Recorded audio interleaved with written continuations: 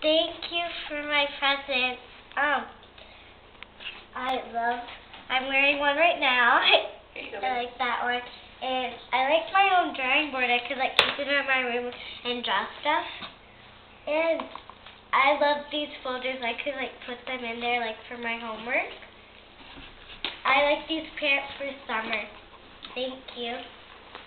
And I like this. We're having trouble putting it on, but I still love it. And I like this hat because I really like hats. The end. Oh wait. And this jacket. I really wanted one of these. And then the show from Aunt Kelly, yeah? Thank you, Aunt Kelly. Thank you for the dresses. Okay. That's a lot. Goodbye. Thank you.